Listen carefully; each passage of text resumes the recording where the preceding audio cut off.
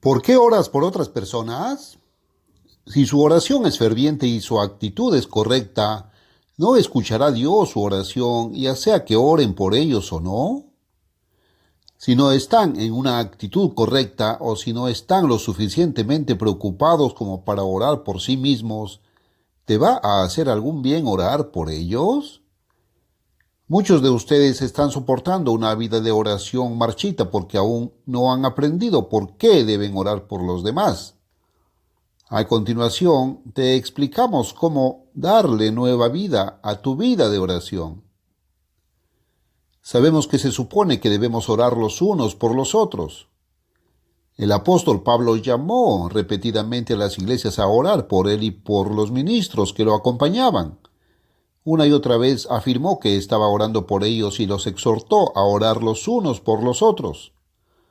Está claro que se espera que intercedamos por los demás en oración, pero no está tan claro exactamente por qué. Hay algunas lecciones que debemos aprender acerca de la oración intercesora.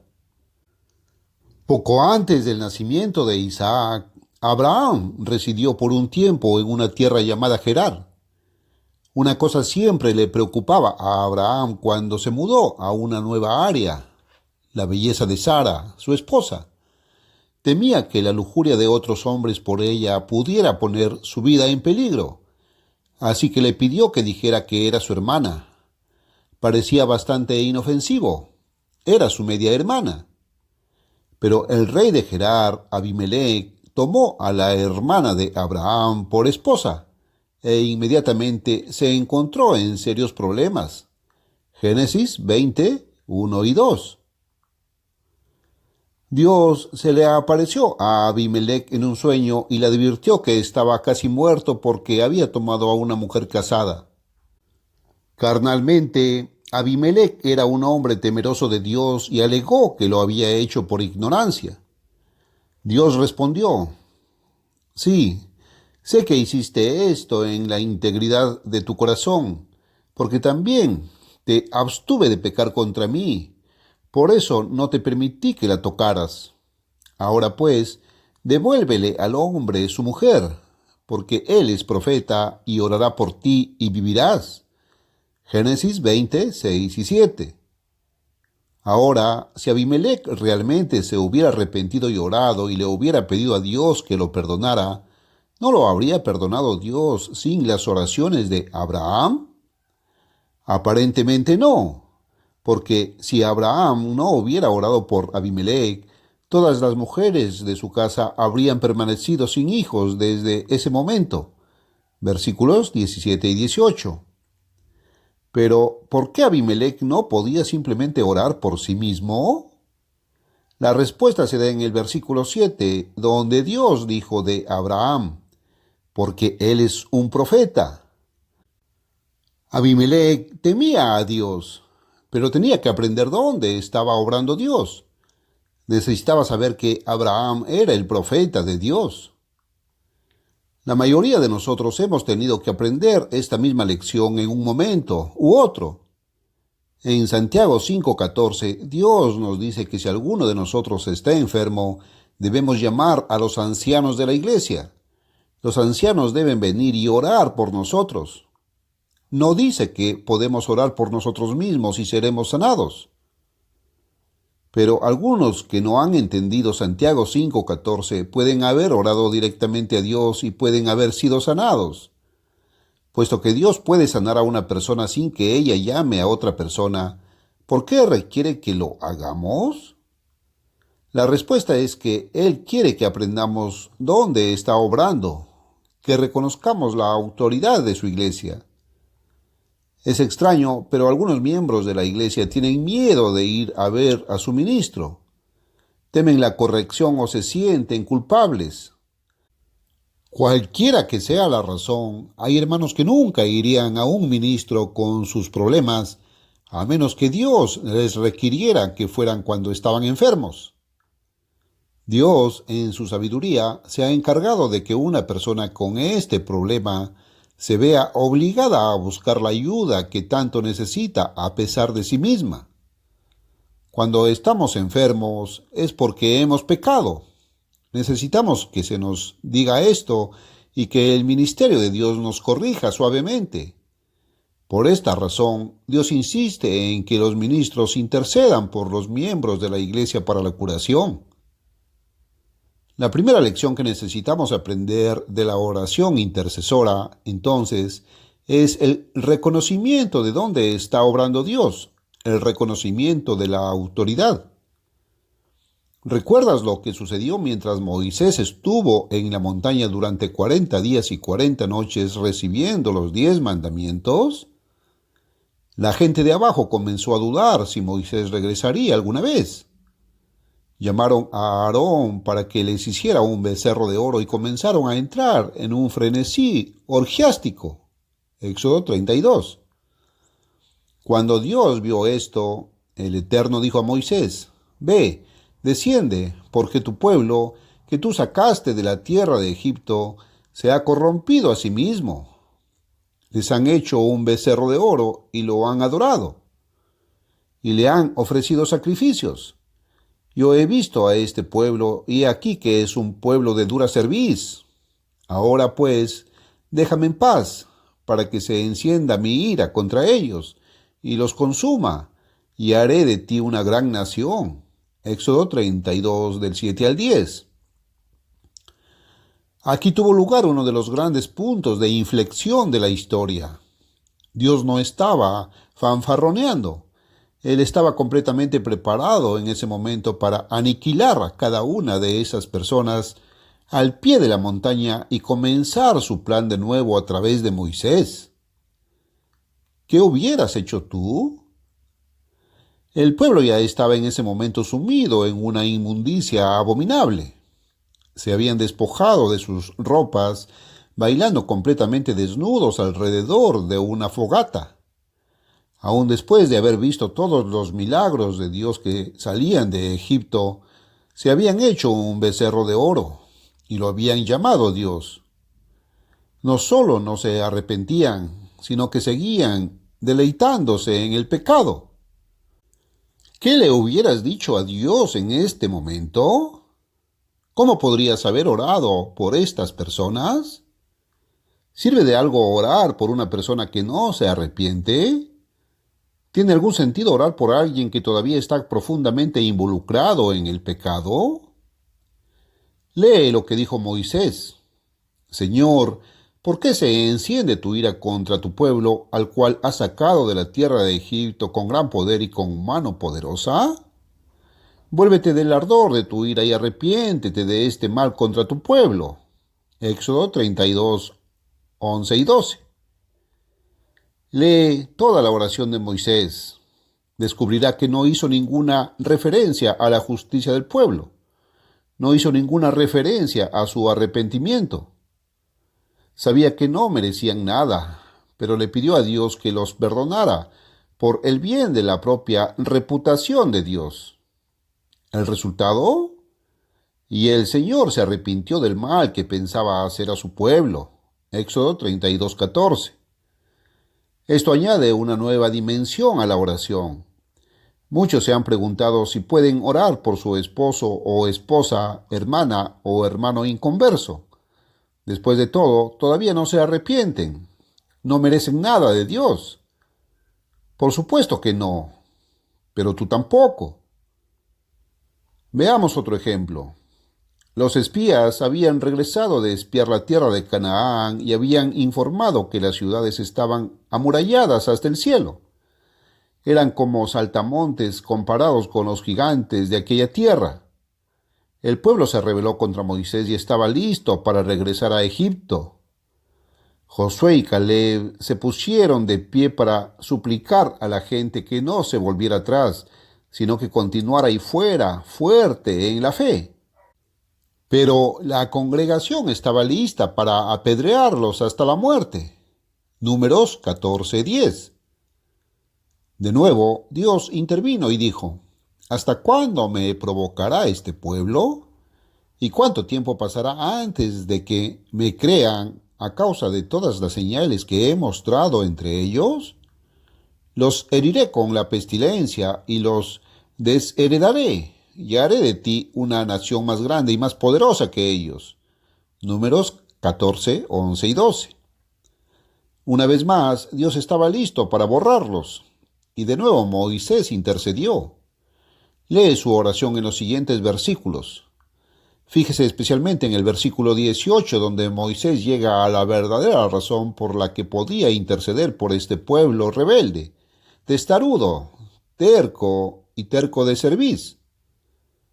El Señor es paciente y de gran misericordia, que perdona la iniquidad y la transgresión, y de ninguna manera absuelve al culpable. Te ruego que me perdones la iniquidad de este pueblo conforme a la grandeza de tu misericordia, y como has perdonado a este pueblo desde Egipto hasta ahora. Versículos 18 y 19. Nótese de nuevo que Moisés no menciona la bondad del pueblo. Ni siquiera dice que están arrepentidos de lo que habían hecho. No lo estaban. Solo pide una cosa, que Dios recuerde su propia misericordia. La respuesta de Dios: he perdonado conforme a tu palabra. Versículo 20. Sin embargo, Dios decretó que toda esa generación rebelde tendría que morir en 40 años de vagar por el desierto. Misericordiosamente no los aniquiló, sino que solo permitió que sus hijos entraran en la tierra prometida. Se pagó un castigo, pero la gran ira de Dios fue rechazada. ¿Qué le dio a la gente la idea de que el Dios del Antiguo Testamento era duro, inflexible, implacable? Ciertamente no lo obtuvieron de la Biblia. Sin embargo, muchos de nosotros hemos pasado meses e incluso años después de que los pecados han sido completamente perdonados por Dios, sufriendo punzadas de culpa a causa de ellos. Nos hemos dejado a nosotros mismos como presa fácil para los espíritus inmundos que introducen pensamientos en nuestras mentes, acusando a Dios de no perdonar.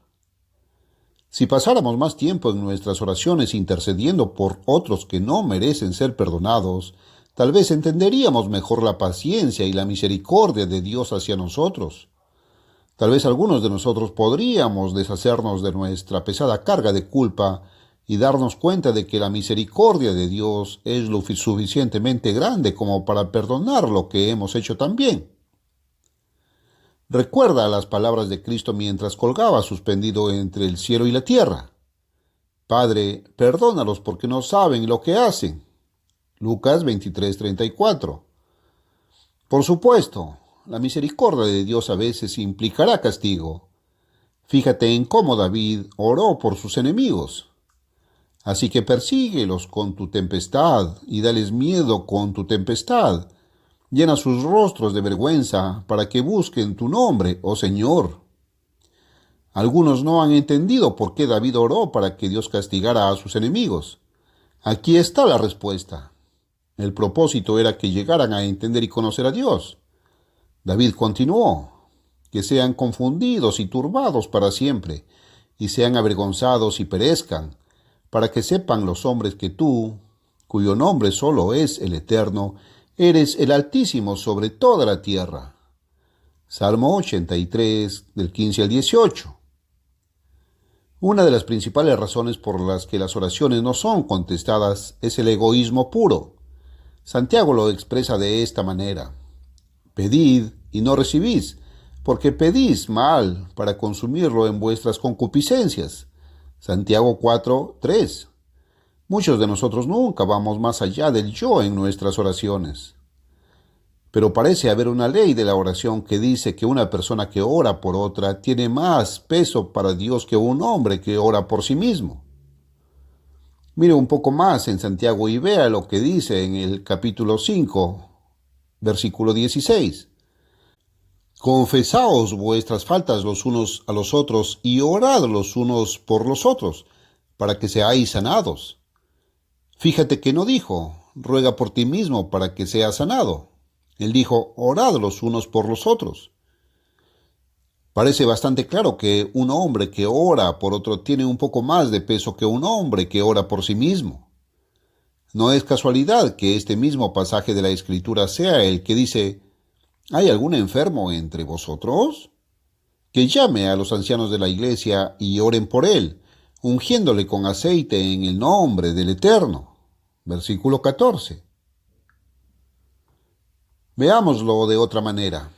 ¿Con qué frecuencia recuerdas pedirle a Dios que el pan nuestro de cada día nos lo dé hoy?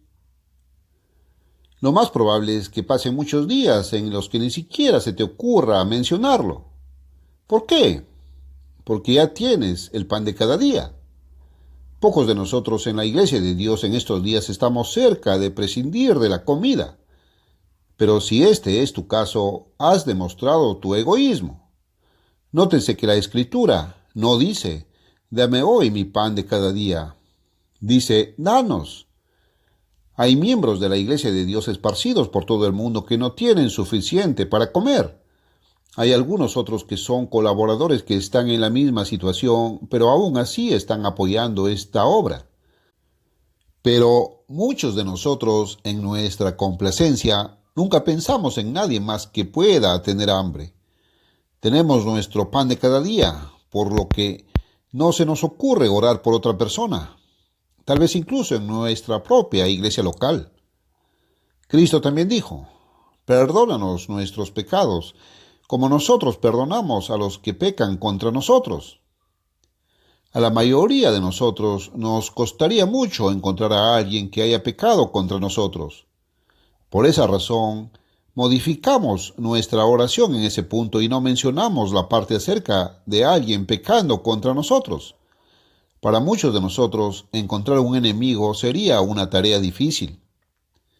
Pero para otros, esta escritura está llena de significado. Necesitan desesperadamente la ayuda de Dios para tener una actitud de perdón debido a la persecución de esposas, empleadores, etc. Necesitamos interceder por nuestros hermanos que pueden ser tentados a no perdonar.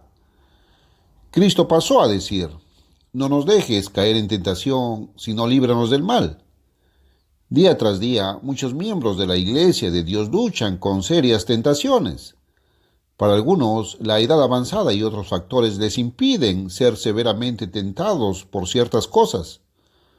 Pero en el mundo, sus hermanos, día y noche, tienen que pelear batallas horribles contra sí mismos, con demonios, con espíritus malignos en las regiones celestes. Necesitan las oraciones intercesoras de otros hermanos en la iglesia de Dios. Pero una de las cosas más extrañas de esto es que el egoísmo, junto con la clarividencia, debería llevarnos a orar por los demás primero y por nosotros mismos en segundo lugar. Recordemos el ejemplo de Job. ¿Fue sanado Job cuando oró por sí mismo? ¿Cree usted que Job nunca llegó a mencionar sus propios problemas en ningún momento de sus oraciones hasta que llegamos al capítulo 42? No, Job había orado por sí mismo una y otra vez, pero no había sido sanado. La clave para la curación de Job estaba en otra parte. Echa un vistazo a Job 42, comenzando en el versículo 7. El Eterno habla a los tres amigos de Job y les dice que su ira se ha encendido contra ellos a causa de las cosas que habían dicho. Luego les dijo que tomaran una ofrenda y que fueran a Job y ofrecieran un holocausto por ellos mismos. Y mi siervo Job orará por vosotros, por él aceptaré. Dios no aceptaría a estos individuos. Si Job no hubiera intercedido por ellos en ese momento, habrían quedado aislados. Así que los hombres hicieron lo que Dios les había ordenado y el Señor cambió la cautividad de Job cuando oró por sus amigos. También el Señor le dio a Job el doble de lo que tenía antes. Job tuvo que orar por sus amigos antes de que Dios lo sanara. ¿Podría esto explicar por qué algunas de sus oraciones siguen sin respuesta? En este mundo de perro come perro, nos condicionamos rápidamente a dejar que el otro hombre cuide de sí mismo. Si es negligente, malicioso u odioso, todos están dispuestos a dejarlo sufrir plenamente los resultados de sus propias acciones. ¿Tenemos un sentido de responsabilidad por los demás o simplemente no queremos involucrarnos? Uno de los ejemplos más serios de rebelión registrados en el Antiguo Testamento es la rebelión de Coré, Datán y Abiram. Números 16. Habiendo desafiado las posiciones de Moisés y Aarón como líderes espirituales y civiles del pueblo, algunos de estos hombres fueron incinerados frente al tabernáculo por su presuntuosidad. En cuanto al resto, Moisés le dijo al pueblo que si estos hombres desafiaban a Dios, no morirían la muerte de todos los hombres, sino que la tierra abriría su boca y se los tragaría. Tan pronto como Moisés terminó de hablar, hubo un gran gemido y estruendo en la tierra y un rugido cuando la tierra se abrió. Y esos hombres, sus tiendas y todo lo que poseían, desaparecieron en la fisura en la superficie de la tierra. La tierra se cerró sobre ellos y no quedó más que polvo en el aire. Al día siguiente, el resto de los hijos de Israel murmuraron contra Moisés y contra Aarón, diciendo: «Has matado al pueblo del Eterno». Números 16:41. Esto fue demasiado. Dios habló a Moisés diciendo: «Levántate de en medio de esta congregación para que los consuma como en un momento». ¿Qué harías en un caso como este? Hacerse a un lado como en el estado de ánimo del siglo XX y decir: «Dáselo a ellos, ¿se lo merecen?». ¿Sintieron Moisés y Aarón un sentido de responsabilidad por estas personas? Comenzando en el versículo 46 vemos su reacción. Y Moisés dijo a Aarón: «Toma un incensario y pon en el fuego de sobre el altar y ponte incienso y ve rápidamente a la congregación. Y haz expiación por ellos, porque ha salido ira del Eterno. La plaga ha comenzado». Moisés sabía que si no actuaban rápidamente, miles de personas más iban a morir por esta rebelión. Aarón se conmovió con un sentido de urgencia y saltó para hacer lo que Moisés dijo. Puso el incienso y las brasas en un incensario y corrió en medio de la congregación. La velocidad era esencial porque la plaga ya había comenzado. En los versículos 48 y 49 leemos: «Y se interpuso entre los muertos y los vivos, y la plaga se detuvo, y los que murieron en la plaga fueron 14,700». ¿Qué habría pasado si Aarón se hubiera demorado otros 5 minutos? Con toda probabilidad, solo le habían llevado 5 minutos desde el momento en que le advirtieron de que la plaga había comenzado hasta que realmente llegó en medio de la gente. Casi 15,000 habían muerto en ese corto tiempo y la plaga se extendió como una pirámide por toda la congregación. En los siguientes 5 minutos, 30,000 personas podrían haber muerto a causa de esa plaga. Si Aarón y Moisés no hubieran reconocido su responsabilidad, si no hubieran actuado con rapidez y decisión, miles más habrían muerto. Aarón se dio cuenta de que, como sumo sacerdote, era responsable del pueblo y se puso a actuar para cumplir con esa responsabilidad. Pero, ¿qué pasa con su responsabilidad? Si un hermano en la iglesia está enfermo o en problemas, ¿tienes algún sentido de responsabilidad por él o simplemente cierras los ojos y los oídos? Echa un vistazo a otra lección de Primera de Samuel. Cuando los israelitas se dieron cuenta plenamente de su pecado al rechazar la gobernación de Dios y pedir un rey, el pueblo le dijo a Samuel: «Ruega al Señor tu Dios por tus siervos, para que no muramos, porque hemos añadido a todos nuestros pecados este mal, para que nos pida un rey». Primera de Samuel 12:19. Podrían haber orado por sí mismos, pero se dieron cuenta de que necesitaban un intercesor. Samuel los exhortó a servir a Dios con todo su corazón y a no dejar de seguirlo. Les dijo que Dios no abandonaría a su pueblo. Samuel continuó diciendo: «En cuanto a mí, no permita a Dios que peque contra el Señor al dejar de orar por vosotros». Primero de Samuel 12:23. Para muchas personas, una petición de oración es simplemente otras tantas palabras. Suena espiritual y suponen que se supone que deben decirlo, pero pocos realmente hacen mucho al respecto. Samuel, sin embargo, se dio cuenta de que tenía la responsabilidad de responder a una petición de oración. Se dio cuenta de que, después de todo, él era el guardián de su hermano y que no le serviría de nada hacerse a un lado, negarse a involucrarse y decir, ora por ti mismo. Necesitamos aprender que tenemos la responsabilidad de interceder por nuestros hermanos, nuestros amigos, nuestros enemigos, los gobernantes civiles y la obra de Dios. Dios no permita que pequemos contra el Eterno al dejar de cumplir con esa responsabilidad. Hay otra lección más seleccionadora que debemos aprender de la oración intercesora. Llega un momento en que ya no podemos orar por algunas personas. En 1 de Juan 5:16, Juan escribe, si alguno viere a su hermano pecar por un pecado que no es de muerte, pedirá y él le dará vida por los que no pecan de muerte. Hay un pecado que lleva a la muerte. No digo que él ore por él. Debe entenderse que llega un momento en que los hombres han ido tan lejos en el pecado y la iniquidad que Dios no escuchará nuestras oraciones por ellos. Tenemos que darnos cuenta de esto, hablar con Dios al respecto y ser lo suficientemente sensibles como para reconocer cuando Dios nos dice que es hora de dejar de orar al respecto.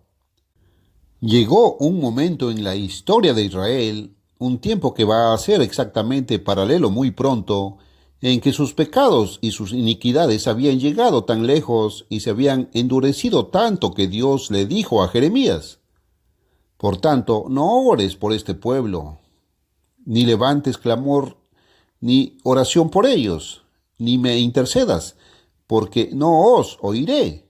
Jeremías 7:16. El hombre no siempre puede pasar impunemente por encima de las leyes de Dios.